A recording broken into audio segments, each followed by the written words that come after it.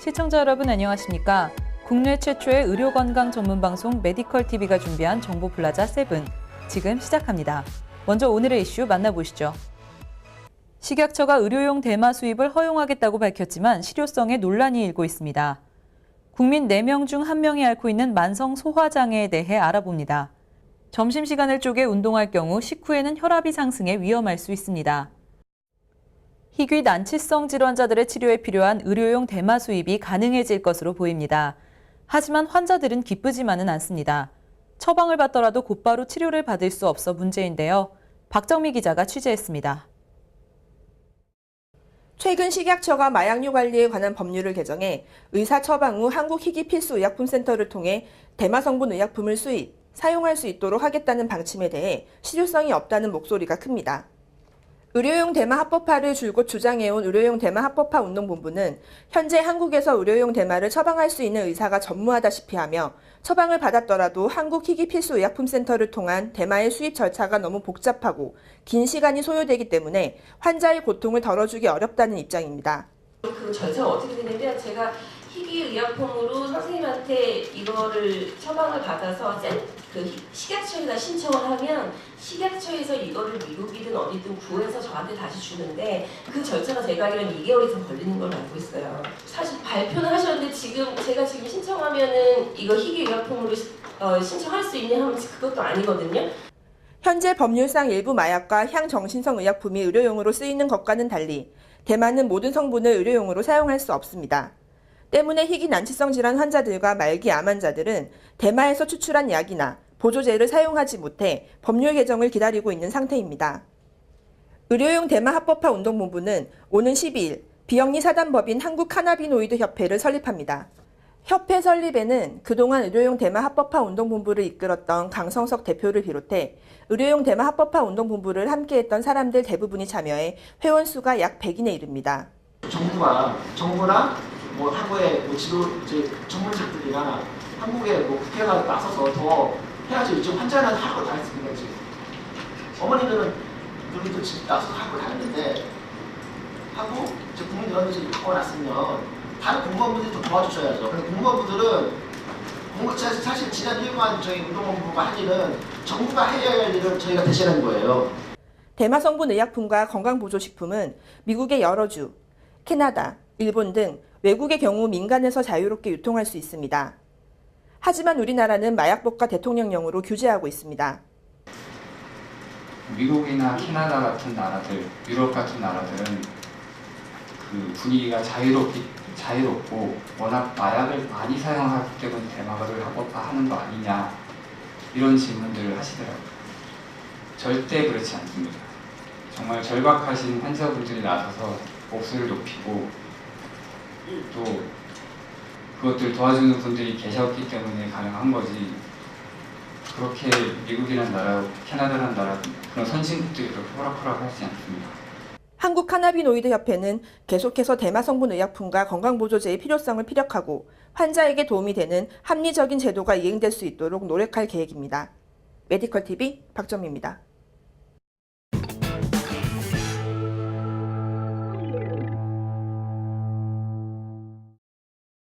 병원을 찾는 많은 환자들은 특히 대형 병원에 대해 불만을 얘기하기 어렵고 필요할 때 의사를 만나기 어려운 점을 주요 불만 사항으로 꼽았습니다. 보건복지부의 전국 92개 대형 병원의 의료 서비스에 대한 환자 경험 평가 결과 종합적인 만족도는 100점 만점에 평균 83.9점을 기록해 환자들이 대체로 만족하는 것으로 조사됐습니다. 영역별로는 간호사 서비스에 대한 만족도가 평균 88.8점으로 가장 높았고 의사 서비스는 82.3점으로 낮았습니다. 특히 환자들은 조사 항목에서 의사와 소통할 기회, 회진 시간 정보 제공 등의 낮은 점수를 줬는데요. 병원에 불만을 제기하는 데에 특히 어려움을 겪는 것으로 나타났습니다. 주변에 넘치는 건강 및 의학 정보 중에는 의아하거나 알쏭달쏭한 것들이 많습니다. 그런 문제를 짚는 시간, 궁금한 메디컬 상식 함께 보시죠.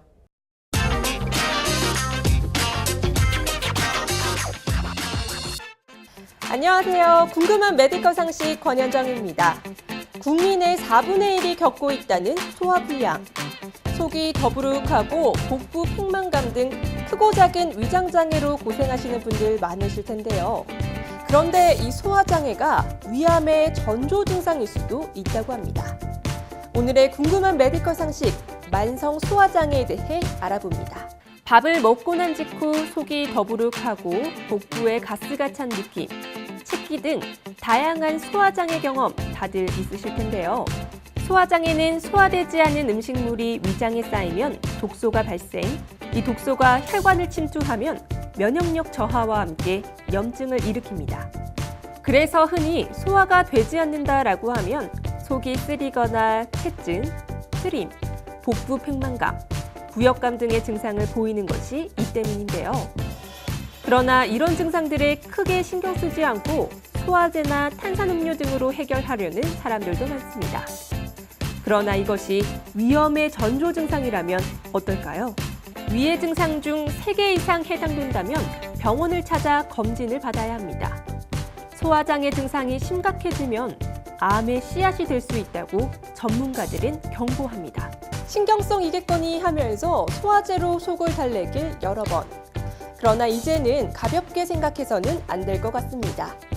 소화장애를 예방하려면 어떻게 해야 할까요? 밥을 국이나 물에 말아먹는 식습관은 위장의 소화 효소가 같이 희석되어 기능을 저하시키기 때문에 소화가 더 안 됩니다. 고기와 콩 등 질기고 단단한 음식물을 꼭꼭 씹지 않고 대충 씹어 삼키거나 맵고 짠 음식을 자주 먹을 경우에도 소화 효소와 산도가 맞지 않아 기능을 저하시킵니다. 또한 음식을 빨리 먹는 경우 음식물과 공기가 함께 섭취, 위에서 공기를 밖으로 내보내는 과정에서 위산이 역류해 식도에 상처를 냅니다. 대수롭지 않게 여겼던 소화장애의 반전. 이제는 가벼운 증상도 꼼꼼히 챙기시고 잘못된 식습관도 개선해 위장 건강 지키셔야겠습니다. 지금까지 궁금한 메디컬 상식이었습니다.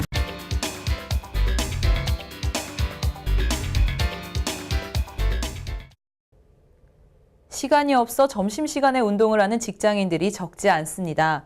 그런데 이런 운동이 득보다 실이 많을 수 있다고 합니다. 밥을 먹으면 소화를 위해 몸속의 혈액이 소화기관과 내장 근육에 집중되는데요. 이때 운동을 하면 골격근으로 혈액이 쏠려 소화가 힘들어지고 반복되면 각종 소화기 질환이 생길 수 있습니다. 또 심혈관계 질환이 있는 사람은 식후 운동으로 혈압 상승이 가중돼 위험할 수 있습니다. 헬스조선 정선유 기자가 관련 내용을 기사로 다뤘습니다. 보도에 따르면 추가로 확인된 발암물질 고혈압약 원료를 생산한 중국 업체가 이번에도 다른 나라에만 미리 통보를 했답니다. 우리나라는 그로부터 3일 뒤에야 판매를 중지했고요. 한 달 전 발사르탄 사태와 똑같습니다. 처음 수입 허가 때 말고는 조사 권한도 없다는데 식약처가 현지 조사를 하겠다는 건 또 뭘까요? 관련 약사법 개정안도 벌써 2년 전에 발의됐지만 깜깜무소식입니다. 건강과 관련된 일이 모두 답답합니다. 국민들은 발암물질을 복용하고 있는데도 말이죠. 정보플라자 7, 오늘 준비한 소식 모두 만나보셨는데요. 다음 시간 더 새롭고 유익한 정보로 찾아오겠습니다. 감사합니다.